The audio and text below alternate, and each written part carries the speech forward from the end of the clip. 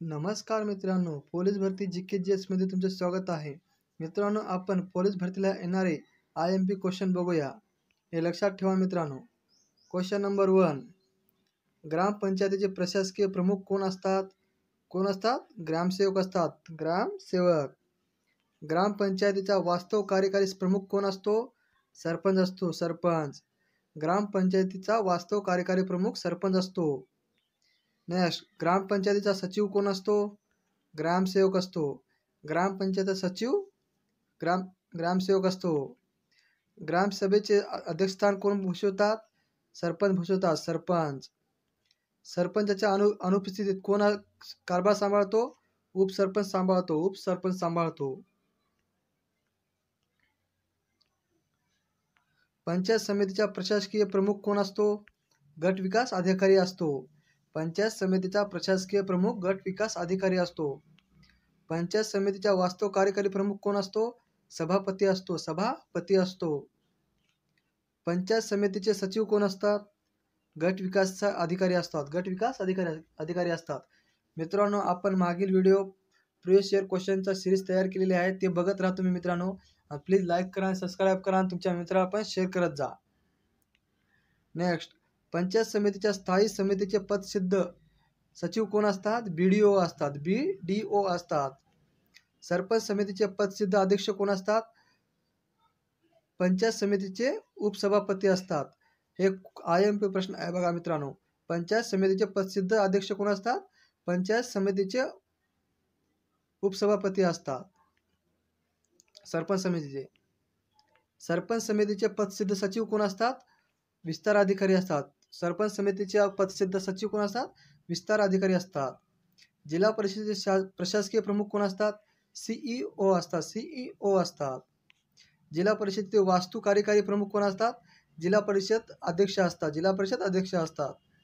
जिल्हा परिषद पदसिद्ध सचिव कोण असतात? DYCEO असतात. DYCEO असतात. जिल्हा परिषद स्थायी समिती पदसिद्ध अध्यक्ष कोण असतात? जिल्हा परिषदेचे अध्यक्ष असतात. जिल्हा परिषदे स्थायी समिती पदसिद्ध अध्यक्ष कोण असतात? जिल्हा परिषद अध्यक्ष असतात. जिल्हा परिषद स्थायी समितीचे पदसिद्ध सचिव कोण असतात? DYCEO असतात. जिल्हा आमसभेचे अध्यक्ष कोण असतात? पालकमंत्री असतात. जिल्हा आमसभेचे अध्यक्ष पालकमंत्री असतात. जिल्हा आमसभेचे सचिव कोण असतात? जिल्हा अधिकारी असतात. जिल्हा अधिकारी असतात. जिल्हा नियोजन व विकास मंडळाचे अध्यक्ष कोण असतात? पालकमंत्री असतात. जिल्हा नियोजन व विकास मंडळाचे अध्यक्ष पालकमंत्री असतात. जिल्हा नियोजन व विकास मंडळाचे सचिव कोण असतात? जिल्हाधिकारी असतात. जिल्हा अधिकारी. जिल्हा नियोजन व विकास मंडळाचे सचिव जिल्हा अधिकारी असतात. नगरपालिकेचे प्रशासकीय प्रमुख कोण असतात? मुख्य अधिकारी असतात. मुख्य अधिकारी असतात. नगरपालिकेचा वास्तव कार्यकारी प्रमुख कोण असतो? नगर अध्यक्ष असतो. नगरपालिकेचा वास्तव कार्यकारी प्रमुख नगर अध्यक्ष असतो. नगरपालिकेचा पदसिद्ध सचिव कोण असतो? मुख्य कार्यकारी अधिकारी असतो. मुख्य कार्यकारी अधिकारी. महानगरपालिकेचे प्रशासकीय प्रमुख कोण असतात? आयुक्तालय असतात. आयुक्त. महानगरपालिकेचे वास्तव कार्यकारी प्रमुख कोण असतात? महापौर असतात. महापौर. महानगरपालिकेचे सचिव कोण असतात? आयुक्त असतात.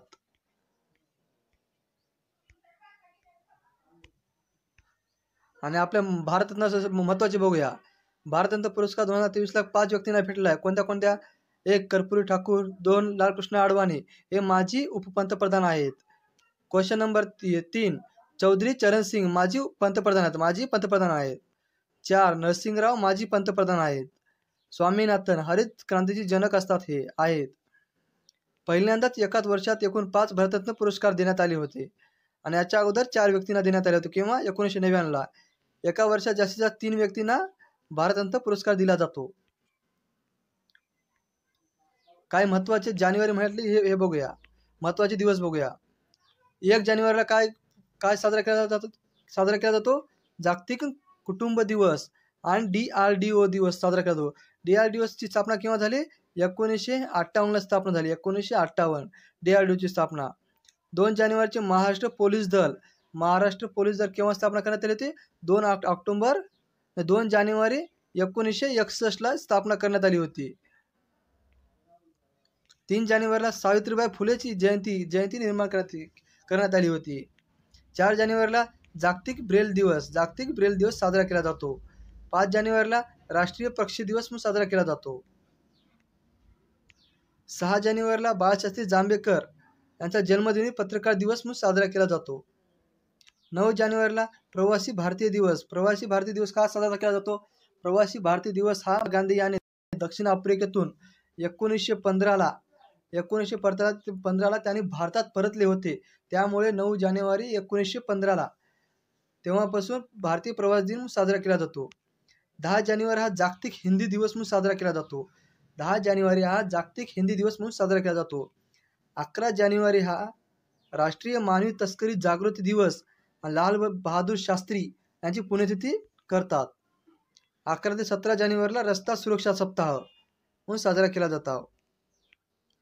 12 जानेवारी राष्ट्रीय युवा दिन, स्वामी विवेकानंद जयंती आणि मासाहेब जिजाऊ यांचा जन्मतारीख आहे. त्यामुळे 12 जानेवारी हा राष्ट्रीय युवा दिन साजरा केला जातो. 15 जानेवारी भारतीय सैन्य दिवस म्हणून साजरा केला जातो. 16 जानेवारी छत्रपती संभाजी महाराज राज्याभिषेक दिवस आहे.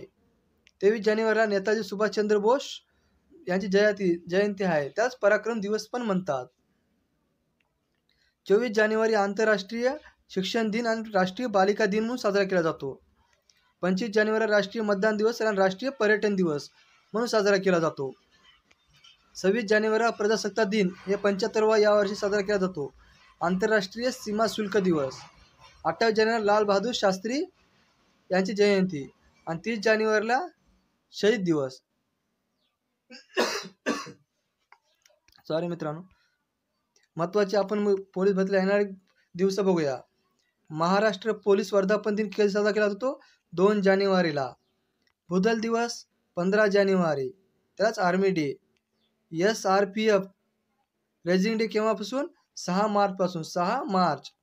वायुदल दिवस 8 ऑक्टोबर, वायुदल. पोलीस स्मृती दिवस 21 ऑक्टोबर.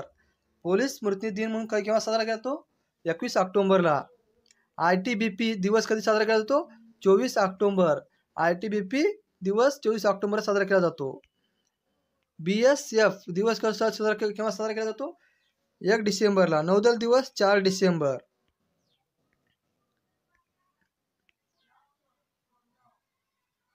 महाराष्ट्र भूषण पुरस्कार बघूया. पहिल्यांदाच एका अभिनेत्याला अशोक सराफ यांना 19वा महाराष्ट्र भूषण पुरस्कार देण्यात आला होता. 2021ला कोणाला भेटला? आशा भोसले यांना भेटला. 2022ला आप्पासाहेब धर्माधिकारी. 2023ला अशोक सराफ यांना भेटला.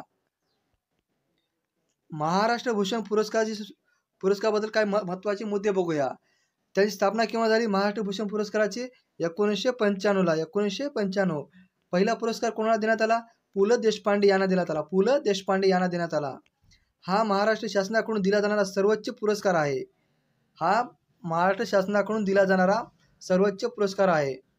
पुढील क्षेत्रासाठी म्हणजे आरोग्य, उद्योग, कला, क्रीडा, पत्रकारिता, लोकप्रशासन, विज्ञान, समाजसेवा या कार्यासाठी महाराष्ट्र भूषण पुरस्कार दिला जातो.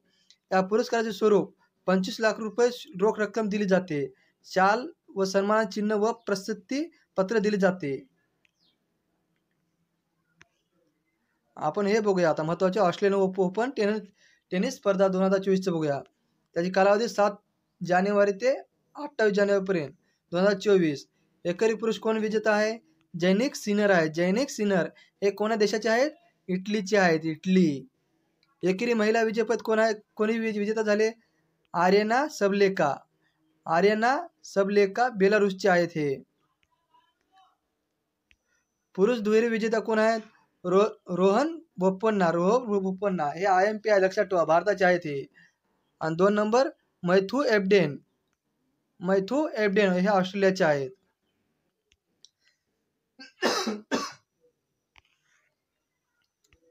महिला दुहेरी विजेता कोण झाले?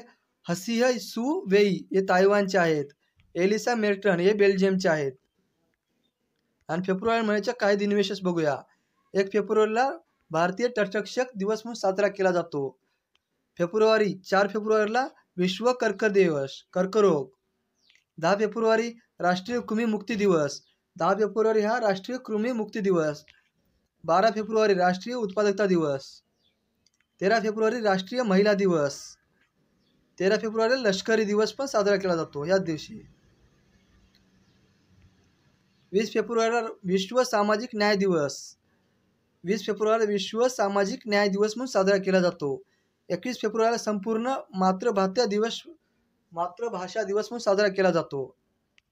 24 फेब्रुवारी केंद्रीय उत्पादन शुल्क दिवस म्हणून साजरा केला जातो. 28 फेब्रुवारी राष्ट्रीय विज्ञान दिवस म्हणून साजरा केला जातो. काय महत्त्वाच्या नियुक्त्या बघूया. पोलीस महासंचालक कोण आहेत आता?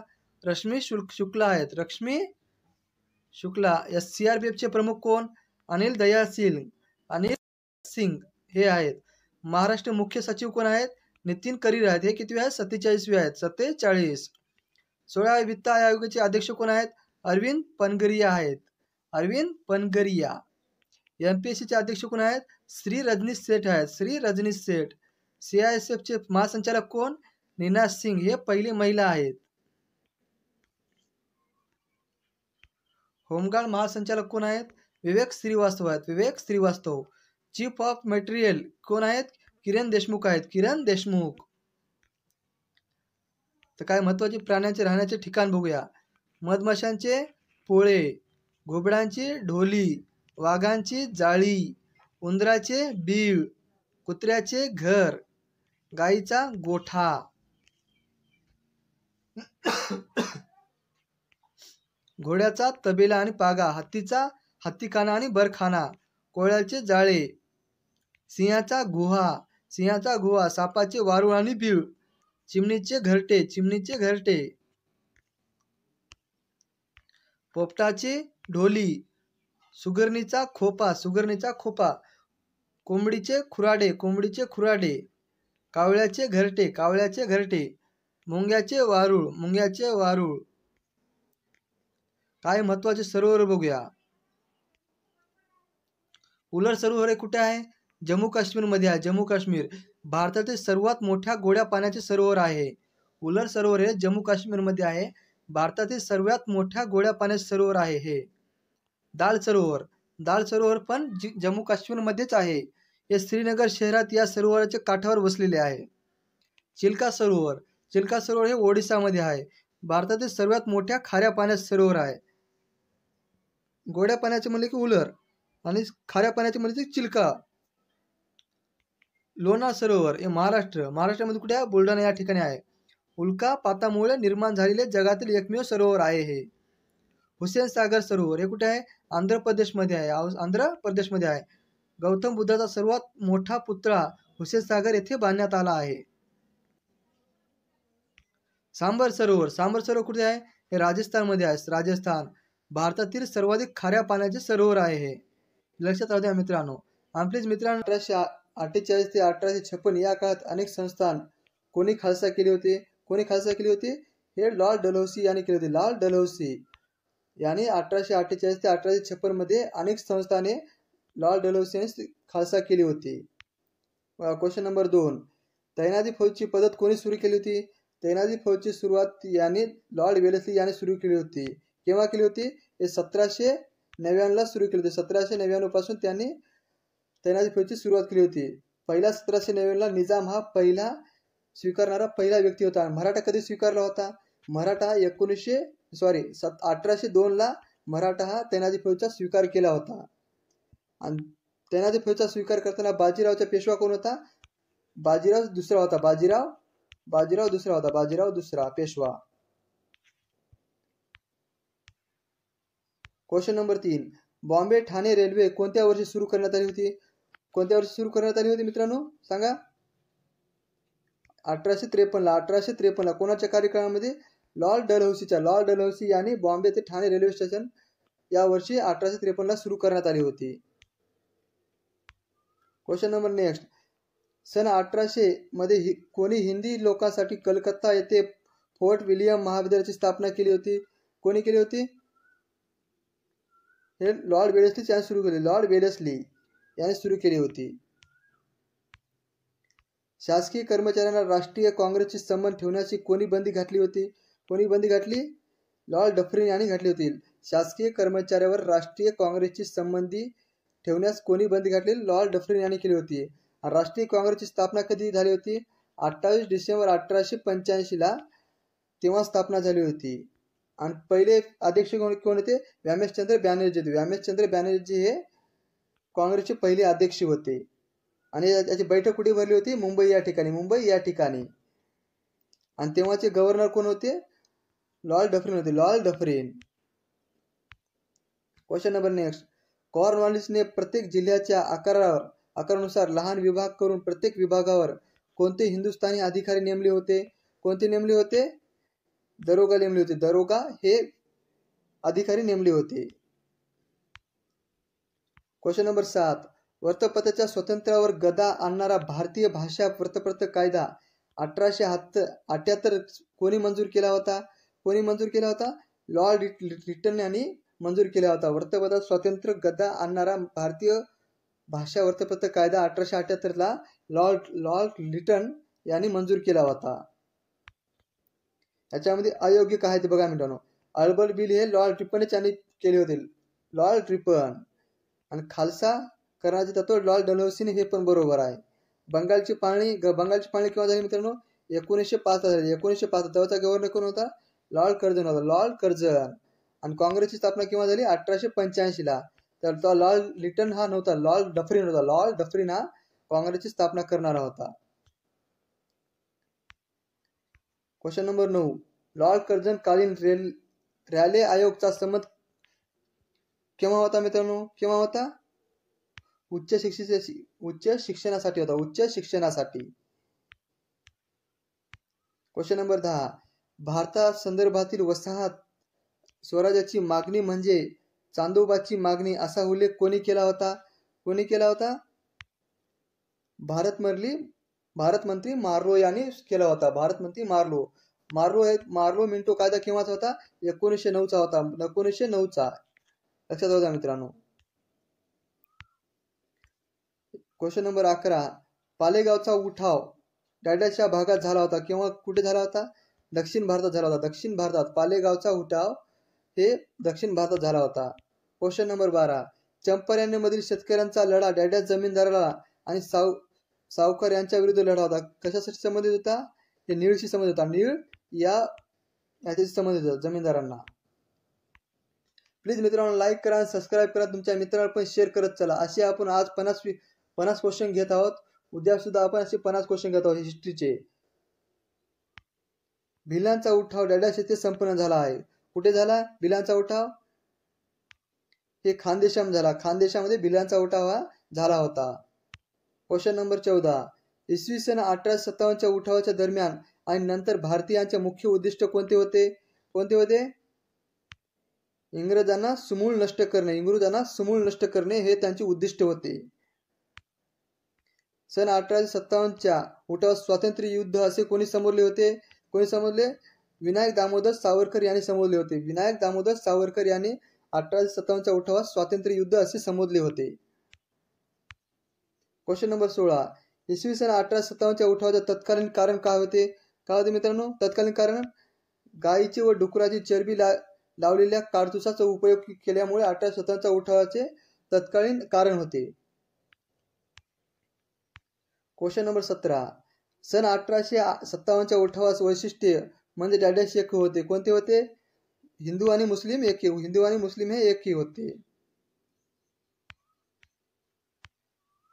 Question number next.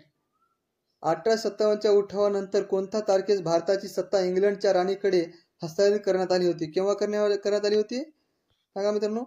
1 November 1858. 1 November 1858 ला इंग्लंडच्या राणीकडे हस्तांतरित सत्ता करण्यात आली होती ईस्ट इंडिया कंपनीकडून. Question number 19. सन 1858 च्या राणीच्या जाहीरनाम्यात कोणत्या धोरणाचा अंत करण्यात आला होता? कोणत्या धोरणाचा अंत करण्यात आला होता? विस्तारवादी हा धोरणाचा अंत करण्यात आला होता. Question number 20. 1857 च्या घटना स्वातंत्र्य युद्ध नव्हते हे डॅडॅश यांनी म्हटले होते. कोणी म्हटले होते? हे एन आर फाटक यांनी म्हणले. एन आर फाटक यांनी 1857च्या घटना स्वातंत्र्य युद्ध नव्हते असे एन आर फाटक यांनी म्हणले होते. Question number 21. सथाळाचा राग शांत करण्यासाठी ब्रिटिश सरकारने कोणता स्वातंत्र्य जिल्हा निर्माण करण्यात आला होता? कोणता स्वातंत्र्य निर्माण करण्यात आला? सथाळा प्रदेश हा निर्माण करण्यात आला होता. Question number 22. The great rebellion या पुस्तकाचे लेखक कोण होते? कोण होते मित्रांनो? अशोक मेहता होते. Ashok Mehta. The great rebellion या पुस्तकाचे लेखक कोण होते? अशोक मेहता होते. अशोक मेहता. Question number 23. 26 जून 1862 इंग्लंडच्या राणी दिलेल्या परवानगीनुसार देशात खालीलपैकी कोणती उच्च न्यायालयाची सुरुवात झाली नव्हती? कोणती झाली नव्हती? अलाहाबाद यांची उच्च न्यायालयाची स्थापना झाली नव्हती. 1962 मुंबई, कोलकाता, मद्रास या 3 उच्च न्यायालयाची स्थापना करण्यात आली होती. Question number 24. कोणत्या पद्धतीत शासकीय अधिकारी सरळ शेतकऱ्यांना जमीन महसूल वसुली करत असत? कोणत्या मित्रांनो? रयतवारी पद्धत. रयतवारी पद्धत केव्हाची आहे? 1802 आहे. 1802 लक्षात होत्या मित्रांनो. Question number 25. भारताच्या दारिद्र्याच्या मुळाशी ब्रिटिशांचे आर्थिक धोरण जबाबदार आहे असे ठामपणे प्रतिपादन करणारे पहिले भारतीय विचारवंत कोण होते? दादाभाई नौरोजी होते. दादाभाई नौरोजी हे ठामपणे प्रतिपादन केले होते. Question number 26. शेतकरी व ईस्ट इंडिया कंपनी यांच्या डॅडॅस महसूल पद्धतीने प्रत्यक्ष संबंध येत असे. कोणते होते? येत असे? रयतवारी पद्धतीने प्रत्यक्ष संबंध येत असत. Question number 27. Poverty and British rule in India हा ग्रंथ कोणी लिहिला होता? हे दादाभाई नौरोजी यांनी poverty and British rule in India हे ग्रंथ लिहिले होते. दादाभाई नौरोजी यांनी. Question number 28. आर्थिक शोषणाचा सिद्धांत मांडून ब्रिटिश सरकार विरुद्ध आर्थिक जागृती कोणी घडविली होते? सांगा मित्रांनो. दादाभाई नौरोजी यांनी घडवले होते. Question number 29. भारतात ब्रिटिशांनी संपत्तीची जी लूट केली त्याबद्दल ब्रिटिश ईस्ट इंडिया कंपनीच्या संचालकांना भारतात लुटुरीचा नियुक्त करणारे प्रतिनिधिकरण असे कोणी म्हटले होते? हे ॲडम स्मिथ हे अर्थशास्त्राचे जनक म्हणतात यांना सुद्धा. Question number 30. अल्फ्रेस्टनने कॉर्नवालिस व मॉन्रो यांच्या प्रचलित महसूल पद्धती नाकारून दुसरी कोणती पद्धत स्वीकारली होती? मौजवारी पद्धत स्वीकारली होती. Question number 31. रवींद्रनाथ टागोर नव्या युगाचे अग्रेसर कुणास म्हटले होते? हे राजाराम मोहन राय यांना रवींद्रनाथ टागोर यांनी नव्या युगाचे अग्रेसर असे म्हटले होते. Question number 32. 1875 साली आर्य समाजाची स्थापना डॅडॅश यांनी केली होती. कोणी केली होती? स्वामी दयानंद सरस्वती यांनी केली. स्वामी दयानंद सरस्वती यांनी 1875 साली आर्य समाजाची स्थापना केली होती. Question number 33. वेदाकडे वळा हे कोणी म्हटले होते? वेदाकडे वळा हे स्वामी दयानंद सरस्वती यांनी म्हटले. स्वामी दयानंद सरस्वती यांनी वेदाकडे परत चला असे म्हटले होते. Question number 34. स्वामी दयानंद यांनी आर्य समाजाचे वर्ण लढाऊ हिंदू धर्म असे कोणी केले होते? भगिनी निवेदिता यांनी म्हटले होते. Question number 35. स्वामी विवेकानंद यांनी रामकृष्ण मिशनची स्थापना कोणत्या वर्षी करण्यात आली होती? स्वामी विवेकानंद यांनी रामकृष्ण मिशनची स्थापना केव्हा करण्यात आली होती? 1897 रामकृष्ण मिशनची स्थापना करण्यात आली होती. Question number 36. खालीलपैकी कोणते वृत्तपत्र डॉक्टर बाबासाहेब आंबेडकर यांनी सुरू केले नव्हते? कोणते केले नव्हते? संदेश हे वृत्तपत्र सुरू केले नव्हते. मूकनायक, जनता, समता हे सगळे वृत्तपत्र डॉक्टर बाबासाहेब आंबेडकर यांनी सुरू केले होते. Question number 37. संवाद कौमुदी हे वृत्तपत्र कोणी सुरू केले होते? संवाद कौमुदी हे राजाराम मोहन राय यांनी वृत्तपत्र सुरू केले होते. Question number 38. आत्मीय सभा कुठे स्थापना करण्यात आली होती? आत्मीय सभा ही स्थापना कुठे करण्यात आली मित्रांनो? हे कोलकाता या ठिकाणी सुरू करण्यात आले. कोलकाता या ठिकाणी. Question number 40. डॅडॅश याने दुसरी शाळा मुक्त पुण्याजवळ केडगाव येथे सुरू केली होती. कोणी सुरू केली होती? पंडिता रमाबाई यांनी मुक्ती पुण्याजवळ हे केडगाव दुसरी शाळा सुरू केली होती. Question number 41. मुस्लिम समाजातील पडदा पद्धत व पत्नी पद्धत हे पद्धतींना डॅडॅशांना विरोध केला होता. कोणी केला होता? सर सय्यद अहमद खान. सर सय्यद अहमद खान यांनी हा विरोध केला होता. Question number 42. Sir Syed Ahmad Khan यांनी डॅडॅश येथे शिक्षण संस्था स्थापन केली होती. कुठे केली होती? अलीगड या ठिकाणी शिक्षण संस्था इथे स्थापन करण्यात आली होती. Question number 43. धार्मिक शुद्धी आणि बंगाली मुस्लिम समाजातील अनिष्ट प्रथा नष्ट करण्यासाठी हाजी शरीयत उल्लाह यांनी कोणती चळवळ सुरू केली होती? कोणती सुरू केली होती? फरियादी चळवळ. फरियादी चळवळ यांनी धार्मिक शुद्धी आणि बंगाली मुस्लिम समाजातील प्रथा ही नष्ट करण्यासाठी हाजी शरीयत उल्लाह एक पद्धत सुरू केली होती, फरियादी चळवळ. Question number 44.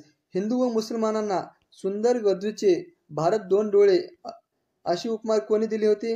कोणी दिली होती? सय्यद अहमद खान यांनी दिली होती. सय्यद अहमद खान यांनी दिली होती. Question number 45. आजचे फक्त 50 क्वेश्चन घेत होतो मित्रांनो. आज राष्ट्रीय सभेचे मुंबई येथील पहिले अधिवेशन अध्यक्ष कोण होते? कोण होते मित्रांनो? सांगा. व्यामेशचंद्र बॅनर्जी. व्यामेशचंद्र बॅनर्जी हे राष्ट्रीय काँग्रेसचे पहिले अध्यक्ष होते. Question number 46. चळवळ करा, अखंड चळवळ करा हा स्वराज्याचा मंत्र देणारे भारतातील राष्ट्रीय सभेचे आधारस्तंभ कोण होते? कोण होते मित्रांनो? हे दादाभाई नौरोजी होते. दादाभाई नौरोजी हे चळवळ करा, अखंड करा हे स्वराज्याचा मंत्र देणारे भारतातील सभेचे आधारस्तंभ होते. Question number 47. पुढीलपैकी कोणाच्या प्रेरणेने भारतीय राष्ट्रीय काँग्रेसची स्थापना करण्यात आली होती? कुठे करण्यात आली होती?